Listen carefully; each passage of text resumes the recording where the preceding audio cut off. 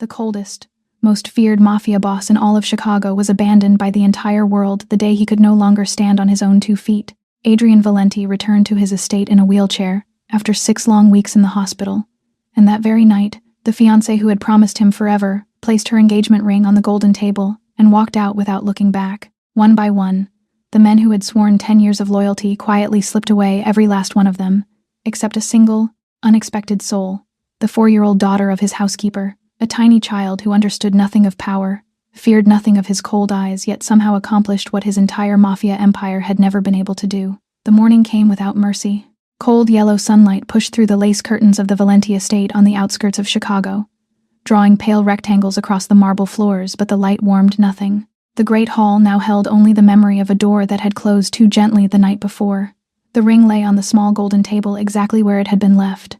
No one dared touch it. The morning shift arrived, and each employee walked past that table with careful eyes. The cook slowed as she passed, glanced at the diamond catching the winter light, and turned her face away as if she had seen something private that did not belong to her. The maid rearranged the flowers in the vase beside it without moving the ring a single inch. In the servants' quarters, no one spoke of what had happened.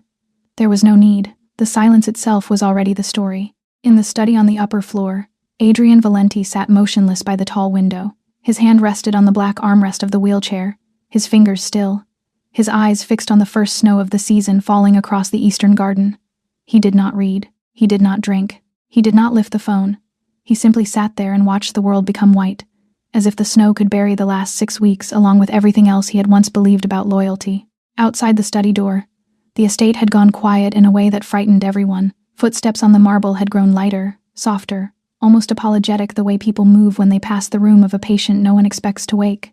Voices dropped to whispers. Doors were opened and closed with unnecessary care. Rosa, the head cook who had served the Valenti household for 11 years, brought the morning tray herself. She had done this 1,000 times, but never with hands that trembled the way they trembled now. She set the silver tray on the small table by the window. Adrian did not turn. He did not acknowledge her. Rosa withdrew without a word. The breakfast grew cold beside him, untouched, the coffee losing its steam into the winter air. At 9:30, the phone on his desk rang. The name Camille appeared on the screen. Adrian looked at it for 3 long seconds. Then he pressed the side and turned it off. He did not answer. He did not save the call. He did not delete it either. Just after noon, Rosa returned. She stood in the doorway for a moment before finding her voice. She asked, very quietly, what she should do about the ring. Adrian did not turn his head from the window. His answer came flat, without weight. Put it away, but do not throw it out. Rosa lowered her eyes and left. Later, as he wheeled himself toward the study door, Adrian caught his own reflection in the tall gold-framed mirror in the hallway, and for a very long moment, he did not quite recognize the man staring back. 3 weeks passed in the silence of a Chicago winter. The snow that had fallen on the first morning after her departure had melted, refrozen, and been buried under new snow twice. And in those 3 weeks, one by one, the men who had once filled Adrian Valenti's calendar disappeared with the practiced grace of people who knew how to leave without being caught leaving. The first call came from an East Coast partner. His assistant spoke with polished regret and asked if it would not be too much trouble, whether the meeting scheduled for that Thursday could be moved in consideration of Mr. Valenti's health. She never said the word wheelchair. She never said the word accident. She used only soft, well-tailored phrases, the kind of language people wear, the way they wear black, to a funeral they never planned to attend. Then came the cousins. 2 of them, sons of Adrian's late uncle, sent nearly identical messages within the same week. One claimed urgent business in Miami. The other spoke of a family matter that could not be delayed. A third called to say he would not be attending the memorial of a former assistant whom Adrian had personally asked him to represent, because he did not wish to tire his cousin with the presence of old faces from old times. The chief attorney sent a handwritten letter. The paper was ivory, the ink was blue, and the words were warm in the way expensive silence is warm, soft, careful, and empty. He explained that he required an extended leave for personal reasons.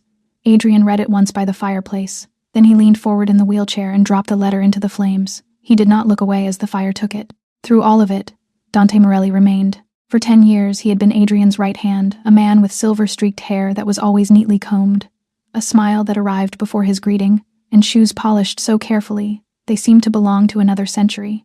Every morning at 8:30, Dante walked into the study with a leather folder tucked under his arm, bowed slightly at the threshold, and spoke in that soft, considerate voice. "Rest a few more weeks, Adrian. There is no rush. The family understands." But the family did not simply understand. The family, under Dante's gentle guidance, was moving on without him. Meetings began in the West Conference Room, to which Adrian was no longer invited. Documents were signed under the phrase temporary authority, which Dante used the way a man uses a coat he intends to keep. 3 branch heads were called in for private conversations from which they returned quieter than before. Rosa, refilling the small carafes in the side kitchen one afternoon, overheard Dante on the phone. His voice was low and easy, almost affectionate. "Give him time. He will get used to no longer having to decide anything."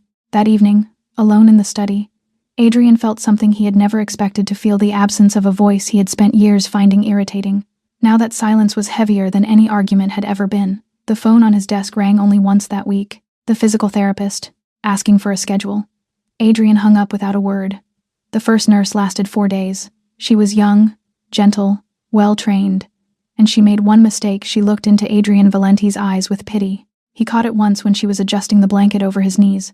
He said nothing that morning, but by the evening, her contract had been ended, and she was already in a car heading back toward the city. The second nurse tried a different approach. She spoke often, brightly, of small victories and slow progress and the strength of the human body.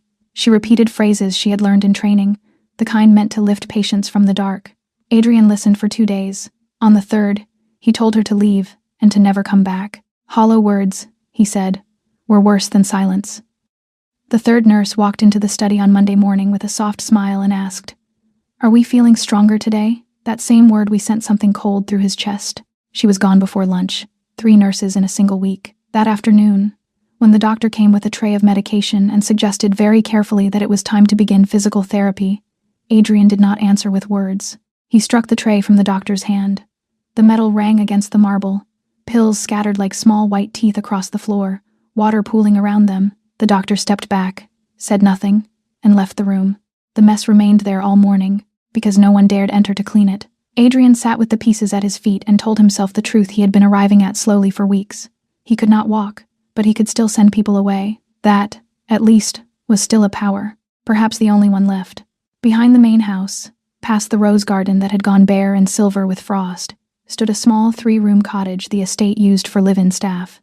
A single lamp burned in its window that evening, warm and yellow against the winter dark.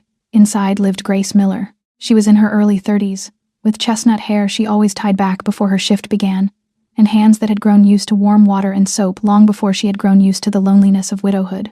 Her husband had died 4 years earlier in a construction accident on the south side of the city, leaving her with a small daughter and a quiet strength she had never asked for. She had worked at the Valenti estate for 3 years. She was responsible for the main wing, polishing the hallway floors, arranging the curtains, folding the linens, carrying baskets of laundry between the washroom and the upper corridors.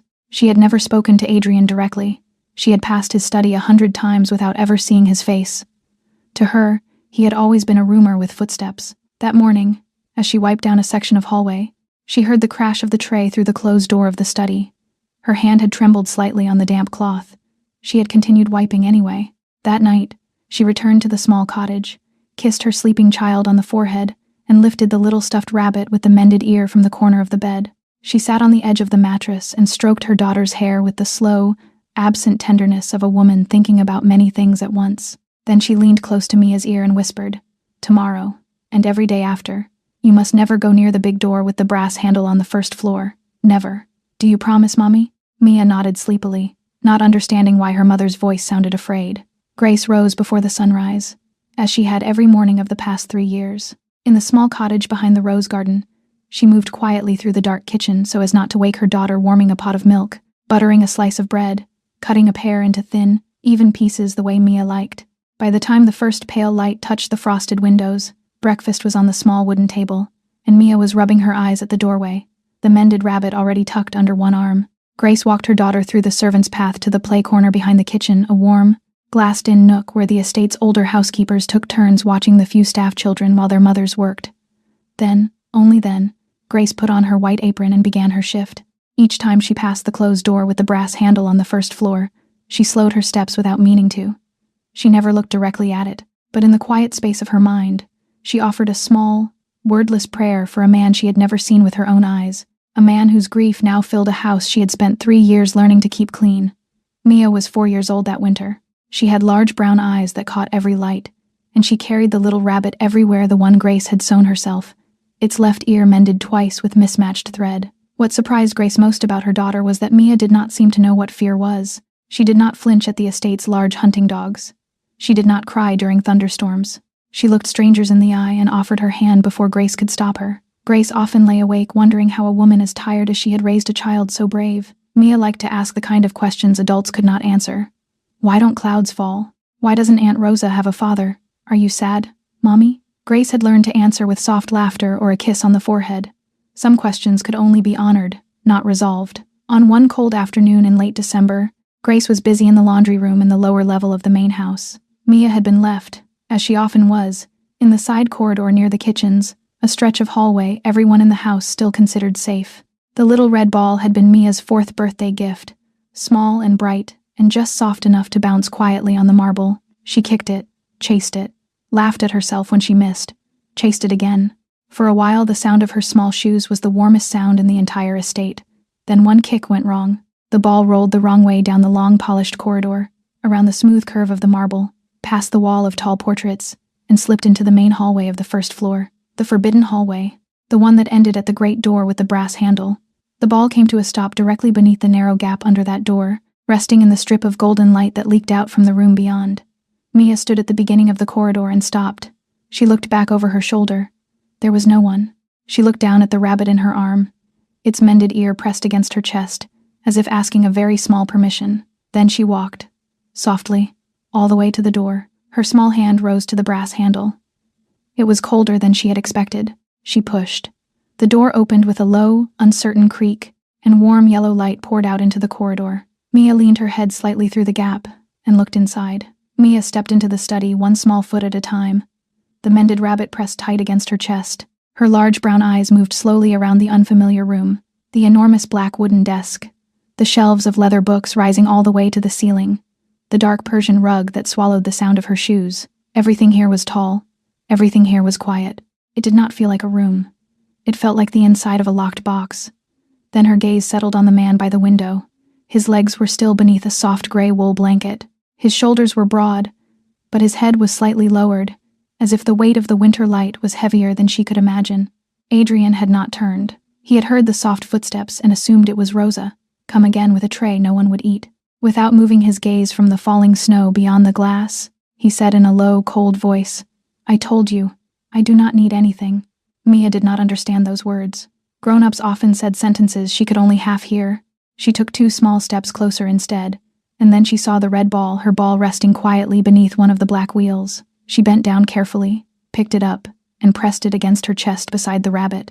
Adrian heard the small, unfamiliar rustle and turned his head. For one long second, he did not move. In this house, filled with men who carried guns beneath their coats, there now stood a 4-year-old girl with a stuffed rabbit, whose ear had been sewn back on with mismatched thread, and eyes that did not seem afraid of him at all. His voice hardened. "Little one, go, now." But Mia did not go. She tilted her small head and looked, very slowly, at the gray blanket that covered his legs, then at the 2 black wheels beside them. She looked back up at his face, and in the honest, unclouded voice that only a child of 4 can carry, she asked, "Uncle, why don't you stand up?" The air in the study froze. Adrian's mouth opened, but for 2 full seconds no sound came out. For 6 weeks, no one in this house had dared to touch that wound. Not the doctors with their soft explanations, not the lawyers with their careful pauses, not the men who had bowed at his doorway with rehearsed sympathy, but a child had walked straight to it and pointed. Then the anger came. He struck it out of himself before he could think. "Get out!"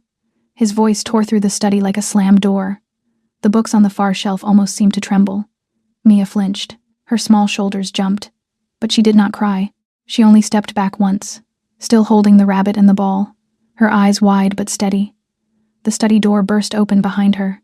Grace rushed in, her face drained of color. She had been searching every corridor of the first floor. When she saw Mia standing only 3 meters from the man in the wheelchair, her knees gave way, and she dropped down onto the rug. "Sir, I am so sorry, sir. She doesn't understand. She doesn't know anything. Please forgive me." Her apologies came out in a low, frightened stream as she pulled Mia into her arms. lifted her, and stepped backward toward the door with her head bowed. She did not raise her eyes once.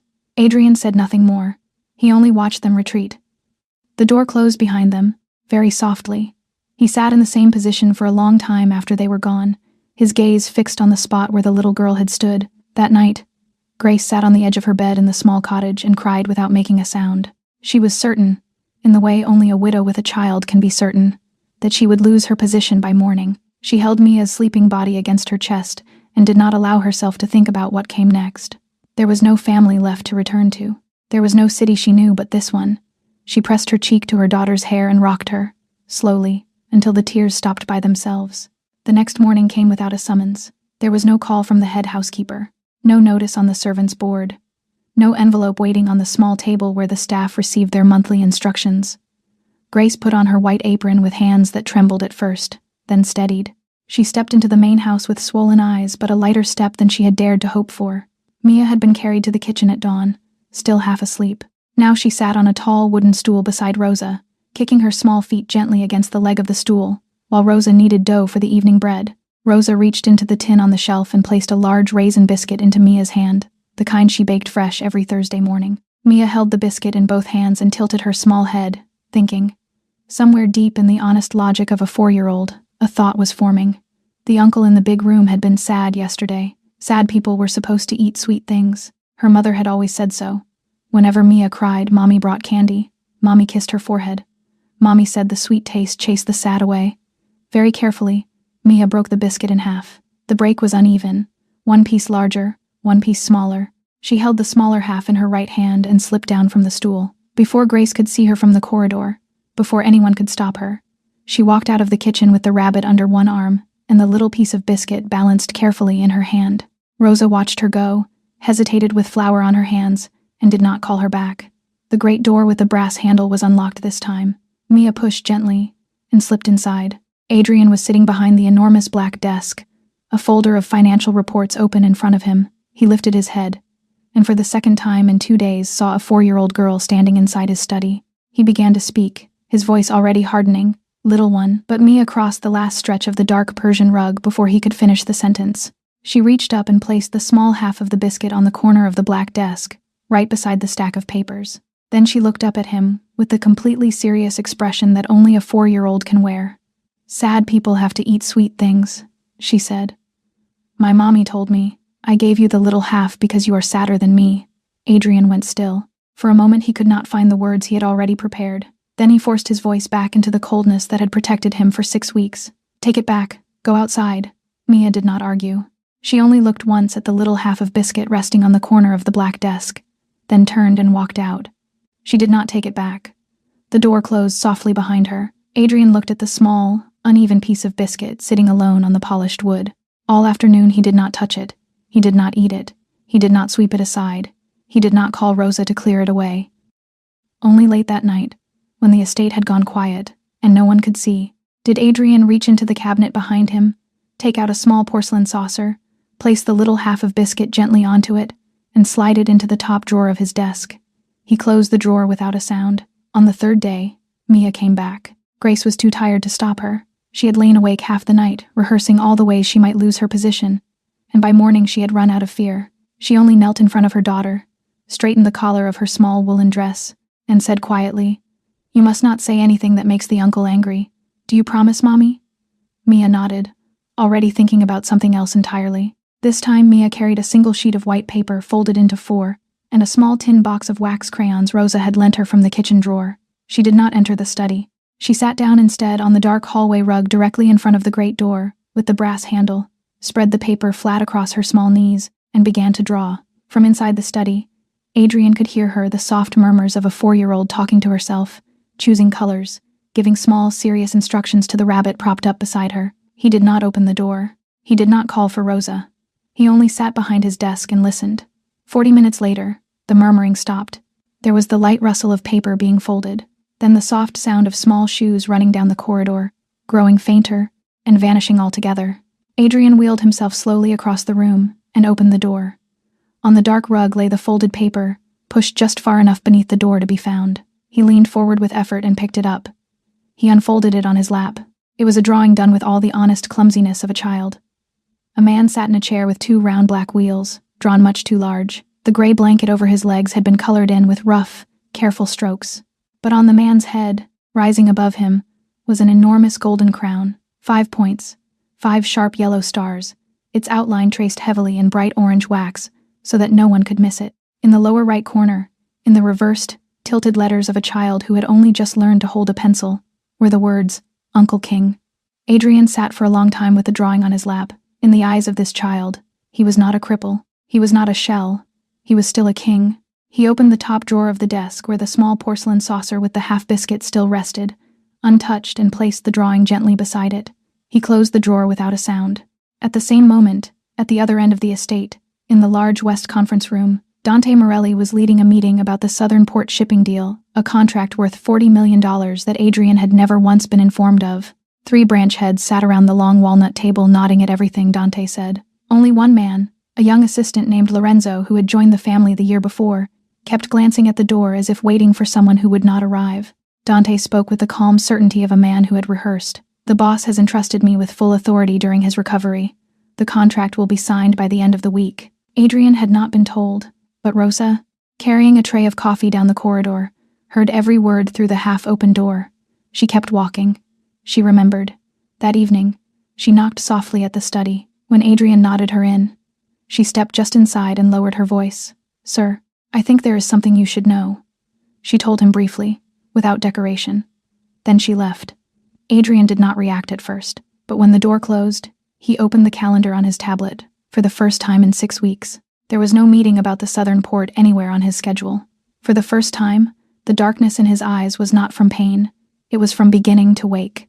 2 weeks passed, and Mia came every day. She came in the middle of the afternoon, when Grace was busy with the linens in the lower level, and Rosa was already deep in preparations for the evening meal. Somehow the small girl always managed to slip out of the kitchen corridor and make her way, unhurried, to the great door with the brass handle.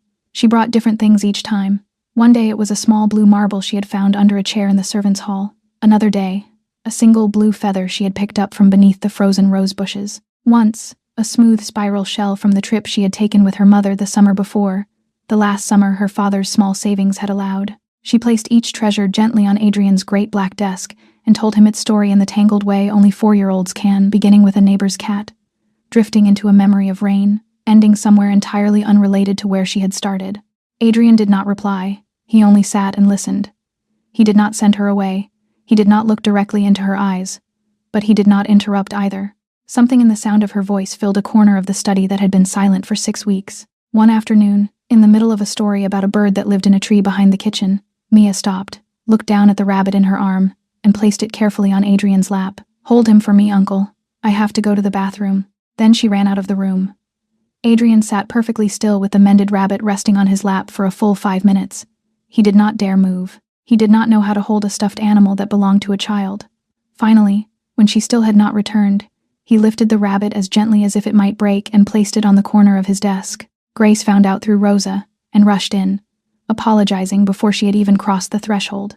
Adrian's voice, when it came, was still cold in tone, but the words themselves were different than they had been.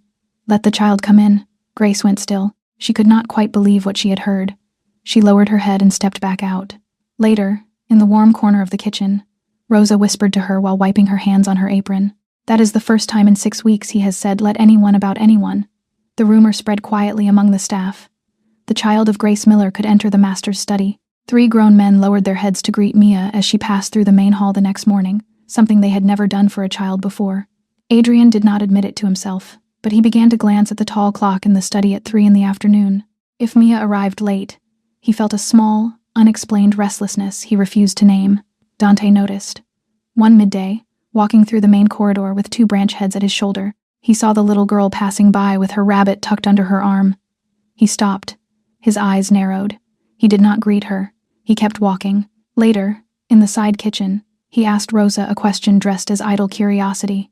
The Miller girl, does she often go into the master's study? Rosa did not look up from the pot she was stirring. She likes to run around the house. Dante remembered. His eyes, when he turned away, had changed from curiosity to calculation. One particular afternoon, Mia did not come.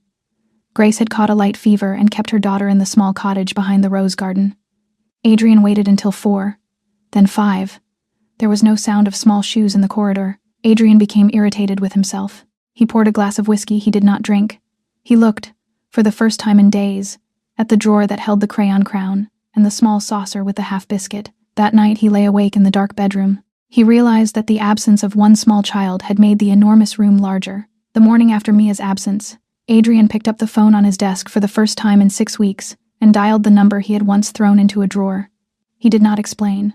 He did not offer a reason. He only said, in a voice that was flat but unmistakably his, "Tomorrow, 8 in the morning." The therapy began the following day in the training room that had been quietly redesigned during his hospital stay. Padded floors, low parallel bars, a wide window facing the frozen East Garden. Dr. Ferrari, a calm man in his early 50s with silver spectacles and a slow, patient voice, guided Adrian toward the first exercise, a simple lift of the left leg.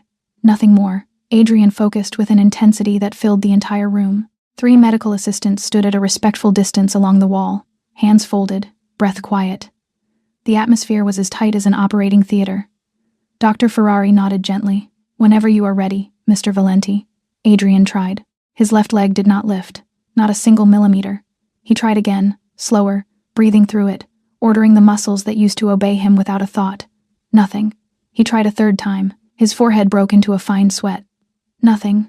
The body he had trusted for 40 years had betrayed him. Adrian felt the anger rise from his chest, not at the doctor, not at the assistants, not at the room. It rose against his own legs, against the 2 limbs that had carried him through every corridor of his empire, and now refused him even one motion of dignity. Dr. Ferrari began softly.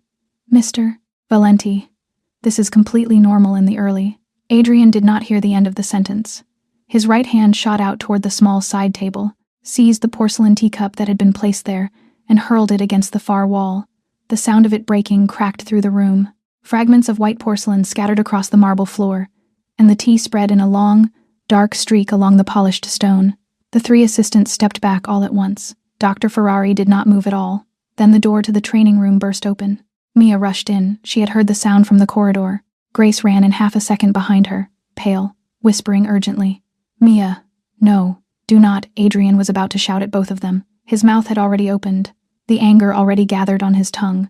But Mia did not look at him with fear. She walked straight past his wheelchair, straight past the medical assistants, and stopped beside the pieces of broken porcelain. She bent down carefully and picked up something from the marble near his wheel, a small folded slip of paper. In truth, an old receipt that had fallen from Adrian's pocket when he had lunged for the cup.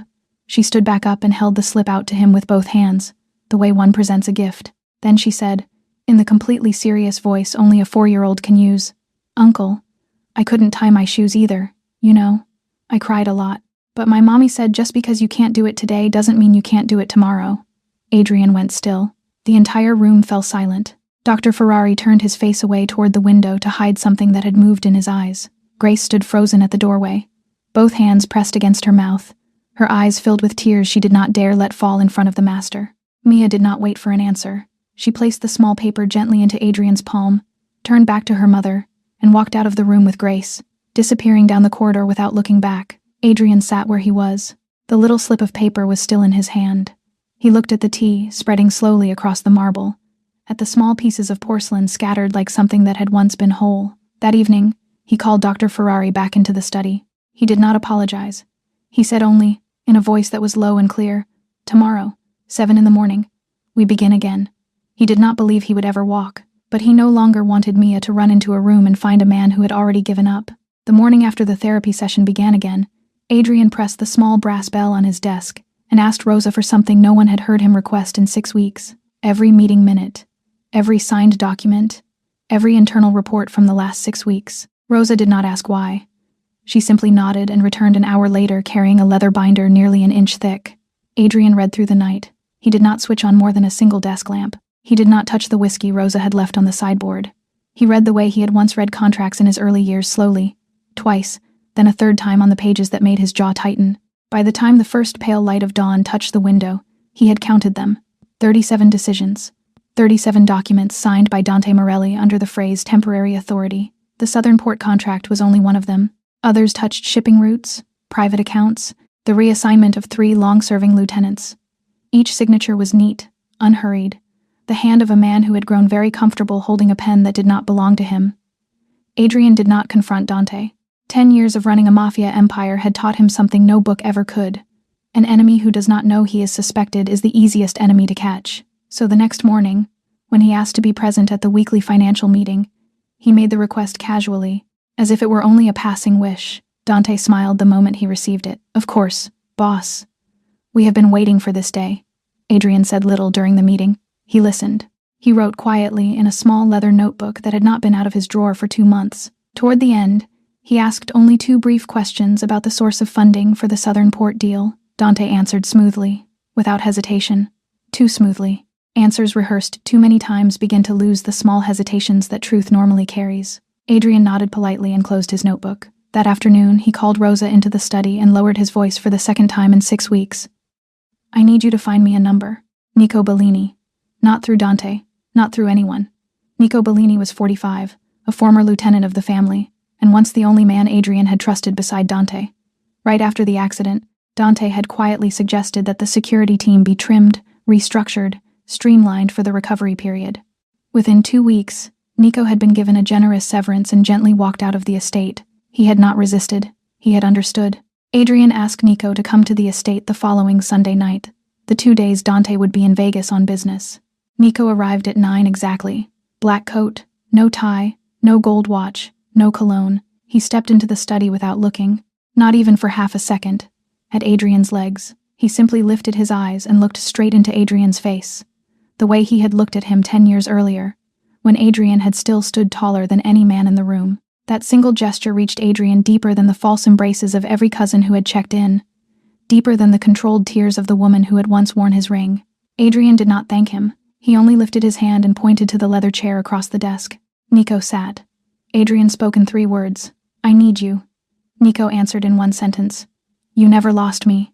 You only thought you did."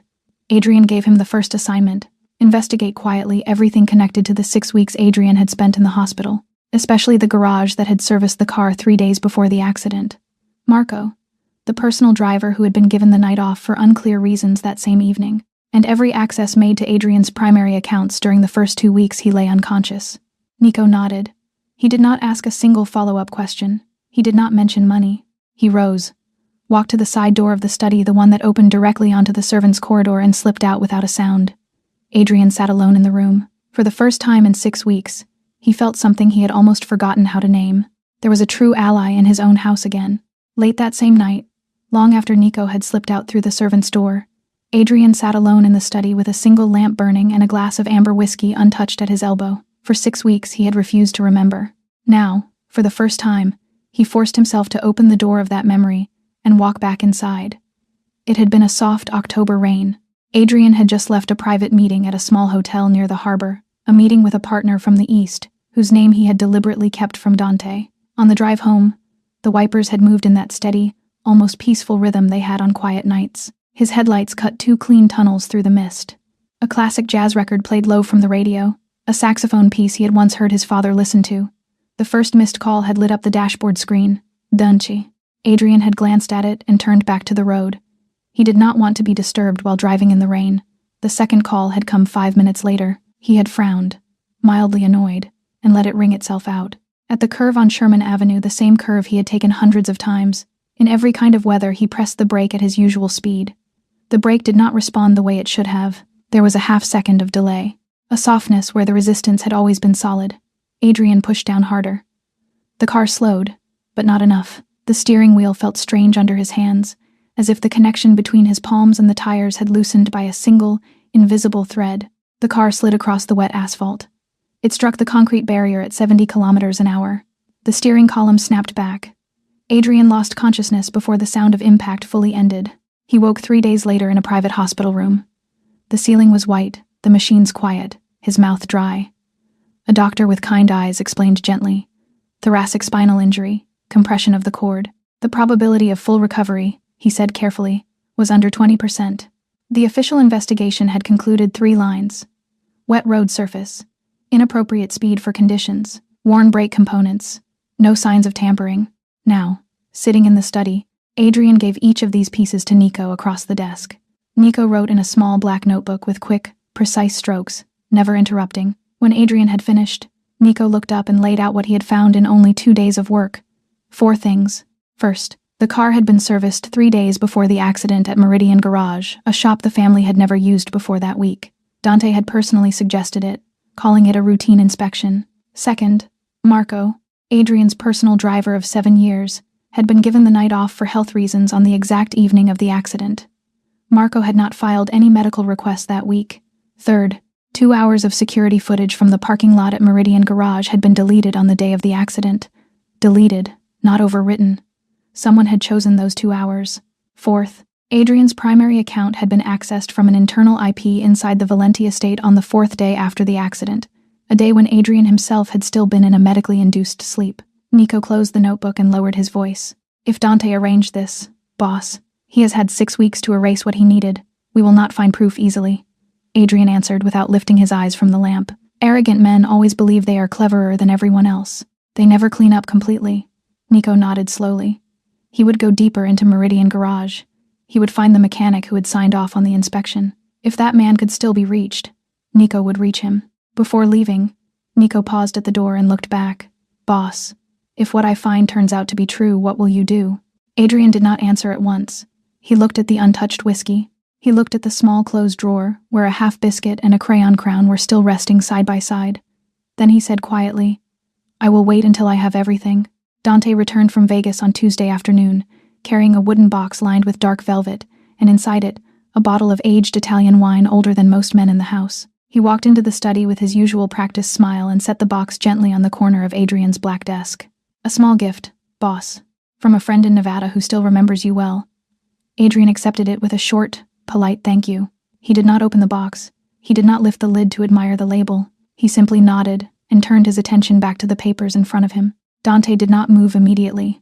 His eyes made a quiet, unhurried survey of the study. The top drawer of the desk was closed more firmly than usual, the little brass keyhole sitting perfectly aligned, in a way it had not been in weeks. Adrian's tablet was open on the desk, and even from where Dante stood, he could see that the calendar showed more entries than the empty grid he had grown used to during the recovery. Dante said nothing. He only tilted his head slightly, wished Adrian a peaceful evening, and left the room. The following afternoon, Dante found Grace exactly where he had been looking for her. She was in the corridor beside the library, standing on a small step stool, wiping down the higher shelves with a damp cloth. The sound of his polished shoes on the marble reached her before he did. You do fine work, Grace, he said, arriving with a smile that seemed to have been rehearsed in front of a mirror. The boss values you a great deal. Grace felt the alarm at once. In 3 years of working in this house, Dante Morelli had never spoken to her except to give an order. Kind words from a man like him were never simply kind words. She said nothing. She kept wiping the shelf, though her hand had begun to tremble very slightly on the cloth. Dante continued, his voice lowering into the softness of a man who thought he was being generous. But I do worry about little Mia. An estate like this is not the right place for a small child, especially when she goes so often into the master's study. Grace did not answer. She only pressed the cloth against the wood. Dante reached into the inner pocket of his coat and drew out a thick envelope. He placed it on the shelf beside her cloth. He did not name a sum, but the thickness told her enough. It was enough for Mia's schooling to the end of high school, and more. I have arranged a position for you with a family of friends of mine in Milwaukee, he said, gentle as a favor being offered. Better conditions, cleaner air for the child. You could leave this week. For one long moment, Grace let herself think about what that envelope could pay for. Mia's schooling at a real school, with real books, real teachers. The treatment for her mother's back. In a small town in Ohio Grace had not been able to visit in over a year. A used car, so she would no longer stand at the bus stop 4 hours a week in the winter dark. The debt from last year, when Mia had spent 5 nights in the hospital with pneumonia, and Grace had signed the papers with a shaking hand. Then she looked into Dante's smile, and she understood at once. This was not kindness. This was payment for silence. Grace picked up the envelope between her thumb and little finger, the way one lifts something one does not wish to touch fully. She turned and placed it back against the front of Dante's coat, pressing it lightly into his hand. Thank you, sir, she said, her voice low but perfectly clear. But Mia and I are not going anywhere. Dante's smile disappeared. His eyes cooled for 2 long seconds. Then the smile returned, thinner now, the smile of a man who still believed he always won in the end. He leaned in close to her ear and whispered, You will regret this. Not today, not this week, but someday. He turned and walked away. His leather shoes rang on the marble down the length of the corridor, then faded into the deeper part of the house. Grace stood without moving for 3 full minutes after he was gone, The cloth slipped from her fingers and fell to the shelf. She bent to pick it up with hands that would not stop shaking. That night she held Mia in the small bed of their cottage. Her arm tightened around her daughter more than usual. She did not dare speak of what had happened. She did not dare tell Adrian, because she still believed she would be seen as a source of trouble in a house that had already known too much of it. But Mia stirred at midnight, half awake, and mumbled into her mother's shoulder. "Mommy, are you okay? Your hand is so cold." Grace only held her tighter. She did not answer. She stared up into the dark ceiling and let one silent tear slip down into her daughter's hair. For 3 days in a row, Adrian noticed something quiet but unmistakable. Grace was avoiding him. She had stopped polishing the main corridor whenever she knew he was in the study. When their paths crossed by chance, her head was lower than usual, her steps quicker, her greeting shorter. In 3 years he had barely spoken to her, yet suddenly he could read the change in her body like a page of familiar handwriting. By the 4th afternoon, Adrian called Rosa into the study and asked her to bring Grace to him. Grace arrived at the door within minutes, her hands pressed tightly against the front of her apron, her eyes fixed on the edge of the rug. Adrian did not waste time on soft openings. "Grace, has someone been bothering you? Tell me the truth." She startled. "It is nothing, sir." He looked at her directly. His voice softened only slightly, but the words changed. "Grace, I am asking because I want to know, not because you owe me an answer." Grace was silent for half a minute. Then, quietly and without decoration, she told him. The meeting in the corridor beside the library, the envelope, the position in Milwaukee, the whisper against her ear at the end. She did not exaggerate. She did not soften. She spoke as a mother speaks when she has been carrying something too heavy for 3 days. Adrian listened without interrupting. When she finished, he was silent for a very long time. It was not the silence of a man thinking. It was the silence of a man holding down an anger with both hands, refusing to let it break out in front of someone who had not caused it. Inside him, the anger was not what she might have imagined. It was not anger at the loss of a possible nurse, nor even at Dante for going behind his back that treachery had already been suspected. It was something older and colder. Dante had dared to reach for the one child in this entire estate who had, without knowing it, given Adrian a reason to open his eyes in the morning, and in that instant, the suspicion inside him hardened into certainty. If Dante was willing to push Mia out of the house because a 4-year-old was helping her master wake up, then everything Nico had begun to uncover about the accident was no longer a theory. It was a shape becoming visible in the fog. Adrian spoke, and his voice was quiet but as firm as a hand closing around a wrist. "Grace, look at me." She lifted her head. "You and Mia will never have to leave this house because of another man's money. This is my promise. If anyone ever speaks to you again, the way that man spoke to you, you come to me at once. Is that understood?" Grace's shoulders broke before her face did. The tears came without her permission. It was not fear. It was the first time in the 4 years since her husband had died that someone had stepped between her and the world, without asking for anything in return. Adrian could not stand up from the desk. He wheeled the chair forward a small distance, took a folded white handkerchief from the inner drawer, and held it out to her. Grace accepted it. She wiped her eyes carefully so as not to leave marks on the cloth. She whispered a thank you, then turned and walked out of the study. Her back was straighter than it had been for 3 days. That evening, on the private line, Adrian called Nico. He said only one thing. "Faster. I need proof in 2 weeks." Nico gave his report calmly, as if he had been waiting for the call. He had located a mechanic named Salvatore Rizzi, the man who had personally inspected Adrian's car at Meridian Garage 3 days before the accident. Salvatore had quit the garage the week after the crash and moved north to Rockford, deliberately staying away from anyone connected to Dante. Nico had already made contact. Salvatore had refused a meeting at first, but when he understood that the request came directly from Adrian Valenti himself, not through anyone else, he had begun to waver. Adrian nodded slowly. "You have 7 days. Bring him here safely." Nico left through the side door of the study without a sound. Adrian sat alone in the room. Beyond the tall window, the snow was falling for the 3rd time in the first winter. He had not been able to stand up to watch it, but for the first time in 6 weeks, he felt himself moving forward not on his feet, but on a will that had returned to his chest. Word travels quickly in the Chicago underworld, faster than any newspaper, faster than any official announcement. Within days of Adrian's second meeting and his quiet cancellation of the Southern Port contract, the whispers had begun to move from one back room to another. Adrian Valenti was chairing meetings again. Adrian Valenti had called Nico Bellini back from wherever Dante had sent him. Adrian Valenti was no longer sleeping through his own empire. Camille heard it from a friend in media relations over lunch at a small French bistro downtown. She had been dating a New York investment banker for the past 2 months, a relationship that had glittered in photographs but had gone nowhere at all in private. She stirred her espresso slowly as her friend spoke, and by the time the check arrived, she had already begun to calculate. If Adrian was climbing back to the top, it was not too late to correct her mistake. On Saturday morning, Camille appeared at the front gate of the Valenti estate without warning. Her white tailored dress was chosen with care, her hair softly curled, her makeup applied to suggest innocence rather than seduction. She carried no bag, no gift, only the confidence of a woman who had once been welcomed here without needing to knock. The head of the outer guard, a broad-shouldered man named Bruno, blocked her path politely. She lifted her chin. "Tell him Camille is here. He will see me." Bruno went inside. Adrian was silent for several seconds when the message reached him in the study. Then he said, without looking up from the papers on his desk, "Bring her to the green sitting room, not the study." The green sitting room was where Adrian and Camille had once shared quiet dinners in the early months of their engagement. The afternoon light passed through the lace curtains in soft, unhurried angles. There was no wine on the small table. There were no flowers. Only 2 porcelain cups of tea, poured and waiting, as if this were a business meeting held out of politeness. Camille stepped inside and hesitated when she saw him in the wheelchair. Then she found her smile and moved toward him quickly, already lowering herself to embrace him. Adrian lifted one hand between them. He did not speak. He only nodded once toward the chair on the other side of the small table. Camille sat. She began her speech smoothly, in the practiced voice of a woman who had rehearsed each sentence in front of her own mirror. "Adrian, I was wrong. I panicked. I needed time to understand what I truly felt. That night, I acted out of fear, not out of what was in my heart. I have not slept properly since. I love you. I have always loved you." She spoke for almost 5 minutes. Her tears arrived on cue, her voice caught in exactly the right places. Adrian listened. He did not interrupt. His face was unreadable. Slowly, Camille began to believe she was winning.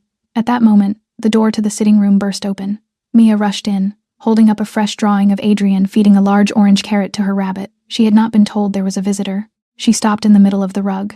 She looked at Camille, this strange, perfumed woman she had never seen, with the open, unafraid curiosity of a 4-year-old. Camille looked down at her. She saw the rabbit with the mended ear. She saw the simple woolen dress Grace had sewn herself. She saw the small plastic shoes that had been polished but were unmistakably old. For half a second, Camille lost control. A small, dry laugh slipped out of her, the sharp little laugh of the upper class, the one that dismisses without needing an argument. She turned back toward Adrian and let the words fall as if they were a joke between old friends. "Adrian, the mafia boss of Chicago, now lets the housekeeper's daughter run around his feet. You really have changed." The tone was light. The mockery was unmistakable. Mia understood just enough. She did not know the word mafia, but she knew, without needing to be told, that this woman was making fun of her mother. She turned her large brown eyes toward Adrian. She did not speak. She only stood there with the drawing held against her chest. Adrian did not shout. He did not strike the table. He simply turned his head toward Bruno, who was standing at the door, and said 5 words in a voice as flat as ice. "Escort her out. Now." Camille froze. "Adrian, I was only joking." Adrian looked directly into her eyes for the first time since she had entered the room. His voice was low, deliberate, without heat. "You walked out of this door once. Do not try to walk back through it a second time." Bruno stepped forward. Camille rose slowly, her face draining of the confidence she had brought with her. She understood in that instant that there would be no argument, no second chance, no soft return. Before she reached the door, she turned her head and gave Mia a single glance, sharp with bitterness. Then she walked out. Her heels rang on the marble corridor as she left, but the sound was nothing like the night she had first walked away. That night had been a victory. This time, it was an expulsion. When the door closed, Adrian turned toward Mia. The little girl crossed the rug and placed her fresh drawing gently on his lap. Adrian took the drawing, set it carefully beside his knee, and for the first time lifted his hand and softly stroked her hair. Everyone in that room, from Bruno at the door to the young maid clearing the untouched teacups, witnessed something they would remember for the rest of their lives. A mafia boss had publicly chosen the side of the housekeeper's child over a woman of his own class. Nico's call reached Adrian at 10 o'clock on Monday morning. His voice was quick and low, the voice of a man who had barely slept. "Salvatore has agreed. He will be at the estate tomorrow morning at 9. He is bringing the original inspection documents and a video statement already recorded, in case anything happens to him on the way." Adrian nodded into the phone without answering right away. The feeling in his chest was not joy. It was the tight, waiting silence of a man who had walked 6 weeks through a fog and was now about to touch the shape at the far end of it. But Dante, through the last few eyes he still had inside the estate and outside, it had learned enough. A former clerk at Meridian Garage had reported that Salvatore had been contacted by a stranger asking questions about a certain inspection from October. Dante understood the timing at once. If Salvatore spoke, everything he had built in the last 6 weeks would collapse. He needed one clean, fast move to take back control of the ground under his feet. At 3:15 that same Monday afternoon, in the warmth of the side kitchen, Mia was playing beside the tall clay pots where Rosa kept her winter herbs. It was the corner of the estate where she was allowed to run freely, under Rosa's easy watch, while Grace worked her ironing shift in the lower level. Rosa turned from the stove and called out to her, wiping flour from her hands. "Mia, sweetheart, come inside and have your snack." "Yes," Mia answered brightly. "I will just put Rabbit on the flower pot first. He needs some sun." Those were the last words anyone in the kitchen heard from her that afternoon. At 4:15, Rosa went to fetch her. The little rabbit with the mended ear was still sitting on the rim of the terracotta pot, its stitched face turned toward the pale sun. Mia was not there. Rosa checked the pantry. Not there. She checked the back courtyard. Not there. She stepped into the servants' corridor. Empty. Rosa hurried to the lower level. Grace came up from the laundry room with the color already draining from her face, the iron still hissing softly behind her on the board.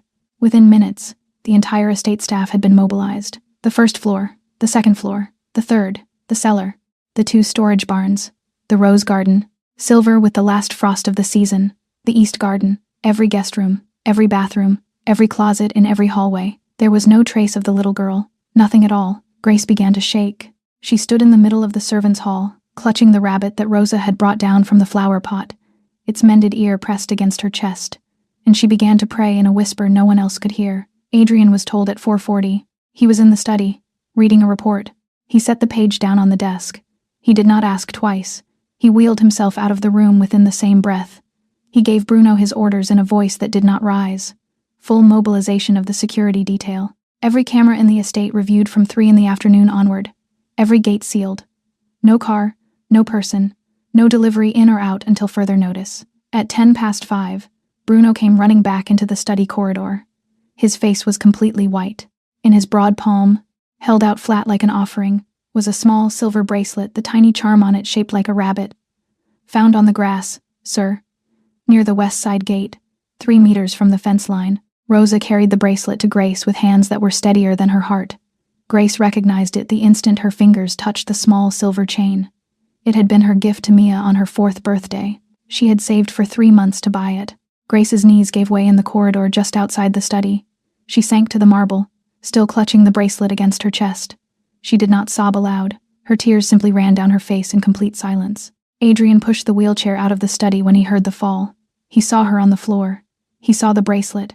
He did not speak for 10 seconds. He simply sat in the wheelchair, motionless, his hand tightening on the black armrest until the knuckles turned white.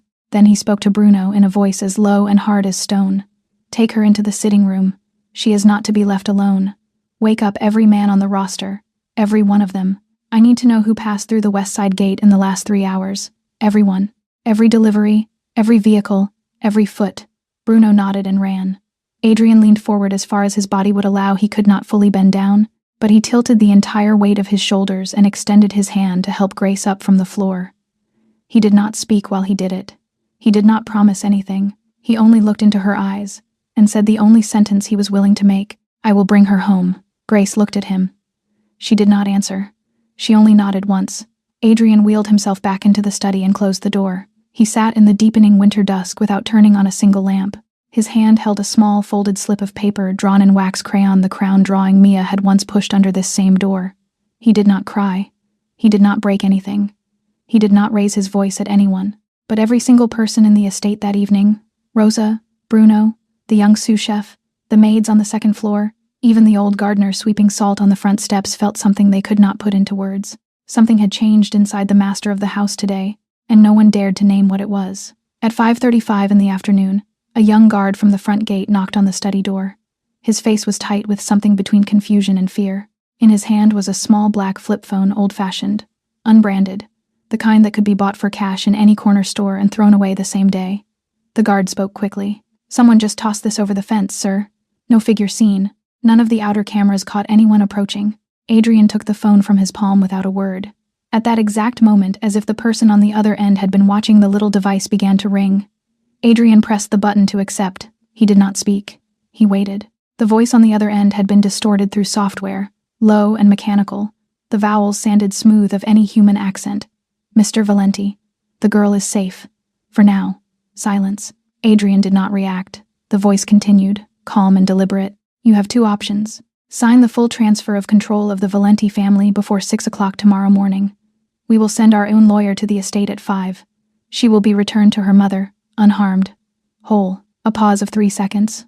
"Or refuse, and her mother will receive her back in a small box." Adrian closed his eyes. The hand that was not holding the phone tightened against the armrest of the wheelchair until the knuckles turned bloodless. His voice, when it came, was low and completely under control.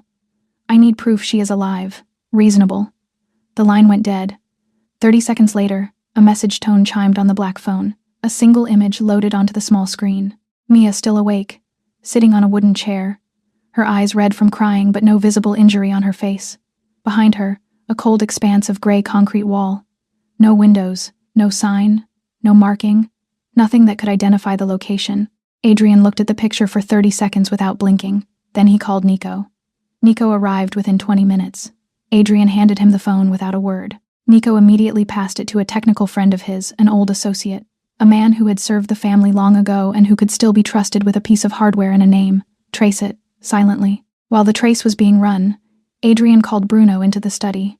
Only 3 men now. Adrian, Nico, and Bruno. Adrian spoke in the same low voice he had used all evening. "This information stays in this room. No one else is to know the details. Not the staff, not Rosa, especially not Grace. I need Dante to believe I am going to sign." Nico's eyes stayed on his face. "Boss, will you sign?" Adrian looked at him, and the look he returned was different from any he had worn in the last 6 weeks. "I will sign anything I need to sign to bring that child home. But Dante will never read the paper I put my name on." Down the corridor, in the green sitting room, Grace sat on the edge of the sofa, clutching the rabbit against her chest. Rosa sat beside her, saying nothing at all, only holding her hand between both of her own. Adrian wheeled himself in. Grace lifted her head. Her eyes were red but dry now, the tears had used themselves up. Adrian did not offer her elegant words. He gave her the only truth he had. "This is the first time in 6 weeks that I have had a clear reason to wake up in the morning. Bringing Mia back. Nothing else matters. Do you understand me?" Grace nodded once. She did not thank him. In that moment, thanks would have been an insult to the weight of what was happening. By 7 that evening, back in the study, the technical friend called with his report. The phone signal was originating from an old industrial zone in the northwest of the city, a district of abandoned warehouses that had been out of use for over 10 years. Nico leaned over the map spread across Adrian's desk. His finger traced the boundary of the district. This entire area was once under the control of Dante Morelli. Adrian nodded. He was not surprised. He pointed to a specific point on the map without hesitation. "Warehouse number 7. The oldest, set back from the road behind 2 others. It has a basement. That is the one he will use." It was a property Adrian had purchased at auction 5 years earlier. Dante had never realized that Adrian remembered the details of every square meter he had ever bought. The most arrogant men, at the peak of their own confidence, always forget that the old boss knows every single brick. Adrian turned back to Nico. 12 men, absolute loyalty, no outside contact between now and then. 2 o'clock in the morning we move. Nico nodded once and left the room. Adrian sat alone in the study. Outside, the snow had begun to fall more heavily than it had all winter. The first season of his life he had not been able to stand up to watch it, had now become the season he would have to fight it sitting down. But for the first time in 6 weeks he was not afraid of his own legs. He was afraid of what could be happening to a 4-year-old girl in a cold warehouse. At 2:10 in the morning, Adrian's small convoy of vehicles rolled into the industrial district in the northwest of Chicago. Snow had covered the roofs of the abandoned warehouses in thick, silent white. No streetlights burned. Only the low crunch of tires on frozen slush marked their arrival. Warehouse number 7 stood exactly where Adrian had said it would. 2 stories. Rusted iron doors. No exterior lamp. Only a single weak yellow glow leaked through a small window on the ground floor. Nico divided the men without a sound. 6 would circle around to the side door. 3 would climb to the roof and take the skylights. 3 would remain with the vehicles. Engines quiet. Headlights off. Bruno would push Adrian's wheelchair through the front door, the entrance the enemy expected. According to the script, Adrian, arriving alone with only his personal guard, coming to sign. Inside the warehouse, the air was colder than it had been outside. The floor was old concrete. The smell was of engine oil and dust that had settled for a decade. 3 bare bulbs hung from wires above. In the center of the empty space stood a single wooden chair, and in that chair sat Mia. Her small wrists were bound only with soft strips of white cloth. Dante had not been able to bring himself to use rope on a child. Her mouth was uncovered. Her cheeks were streaked, but her eyes were open. She saw Adrian the moment he came through the door. Her large brown eyes lit up for half a second, but she did not cry out. Somehow, without being told, she understood that this was not the moment. From the shadow behind her, Dante stepped forward, black wool coat, a pistol resting easily in his right hand. On his mouth, the small, satisfied smile of a man who believed the last card had already been played in his favor. Behind him, 4 of his most loyal men stood in a loose half-circle. Dante opened, almost cheerfully. "Adrian, on time. I was almost sure your hand would tremble when you had to sign." Adrian did not answer. His eyes went first to Mia, then to Dante. Dante continued, and as he continued, he began to confess because he believed he had already won. "I wanted to replace you for years, Adrian. But you were too strong. No man could rise against you while you were still standing on your own 2 feet. When you refused the Meridian deal, the one I had already bet my entire future on, I had no choice but to act. I did not want you dead, Adrian. Only weak enough to step out of power for a long time. 4 months, 6 months. Long enough for me to take over quietly. But the accident went beyond what I planned. Paralysis. That was never what I wanted, but when it happened, why waste the opportunity?" Adrian listened without interrupting. Each sentence was another piece dropped into the evidence he had been assembling for weeks. In the small transmitter tucked under the collar of his coat, every word was traveling to a recorder inside Bruno's vehicle outside. Bruno stood at the door with his wireless earpiece hidden. Nico's voice came through at once, low, almost in position. 30 seconds. Adrian spoke quietly. "Release the child. I will sign." Dante laughed. No. Sign first. Release after." He drew a folded transfer document from inside his coat and spread it flat on a temporary table made of an old wooden crate. Adrian wheeled forward to the crate. He took the pen offered to him. He signed slowly, letter by letter. Inside his head, he was counting Nico's men into position. The small creaks above them, the shift of a shadow near the side door. The instant his pen lifted from the paper, a soft, unmistakable sound came from the roof. Dante's head snapped up. He understood in a single breath. He had been played. In half a second, Dante swung the pistol. Not toward Adrian, toward Mia. Adrian moved before his mind caught up. He drove the wheelchair forward with both hands on the wheels, forcing the chair between Dante and the child, deliberately pulling the muzzle of the gun onto himself. For one heartbeat, Dante hesitated. He did not want to kill Adrian in front of witnesses. That single hesitation was all Nico needed. The side door burst inward. Bruno and 6 men rushed through the front. 3 dropped from the skylights above. The sound of gunfire cracked through the warehouse all at once, sharp and quick, and over almost as fast as it began. 2 of Dante's 4 men fell where they stood. The other 2 dropped their weapons the moment they understood the position they were in. Dante fired once, in panic. The bullet struck Adrian in the left shoulder. Dark blood spread quickly through the black wool of his coat. Adrian did not cry out. He only kept pushing the wheelchair forward toward Mia. Nico appeared behind Dante, took his throat in the crook of his arm, and stripped the weapon from his hand within 3 seconds.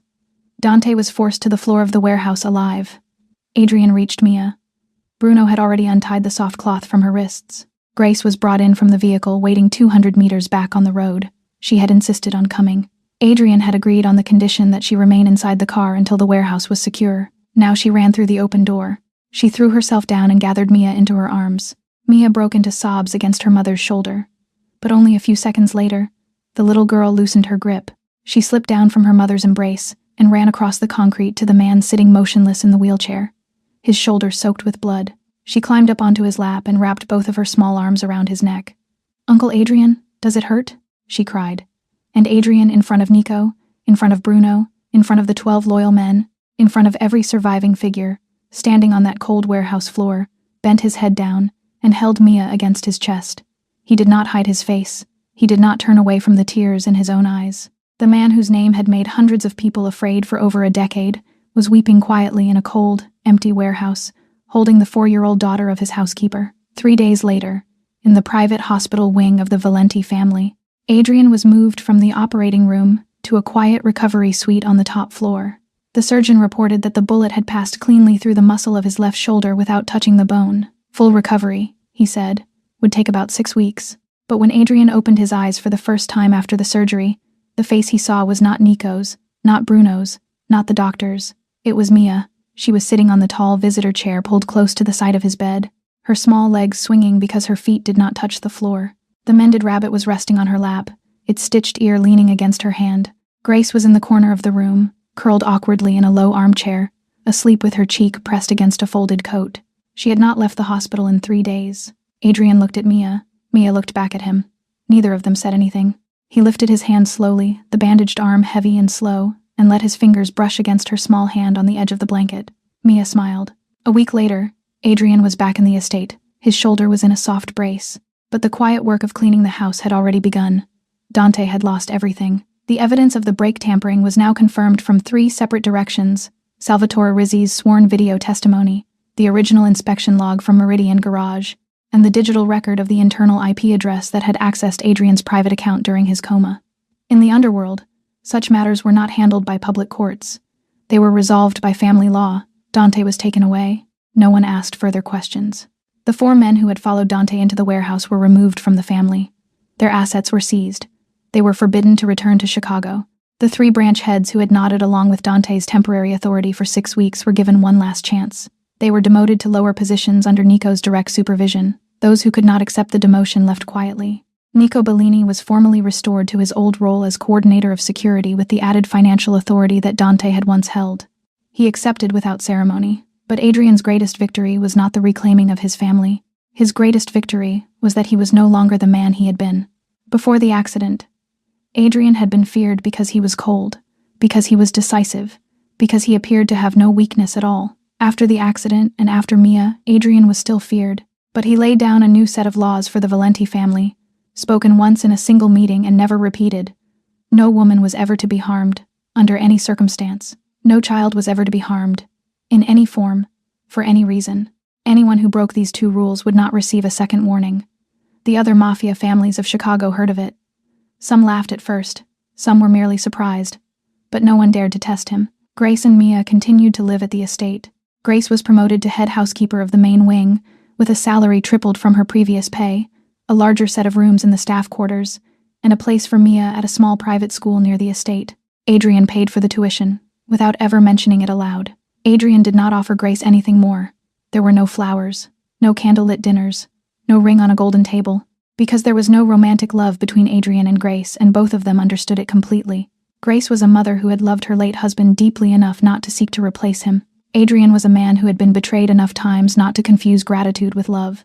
The emotional center of the house remained, without question, Adrian and Mia. Grace understood this, and was grateful for it every day for the sake of her daughter. One evening, Grace came to the door of the study, not in the manner of a housekeeper, but simply as a woman. She placed a cup of tea on Adrian's desk and offered him a single short sentence. "Thank you for giving my daughter a real uncle." Adrian looked at her. He only nodded once. Nothing more needed to be said. 6 months had passed.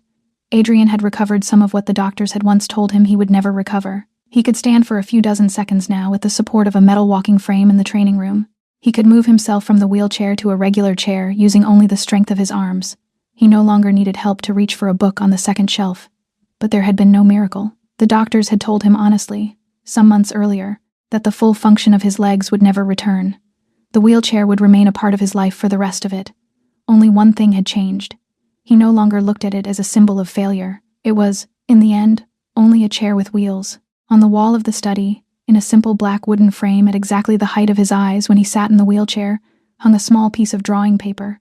A man in a chair with 2 large round wheels, a blanket over his legs, and above his head, drawn in bright orange wax, a huge crown with 5 yellow stars.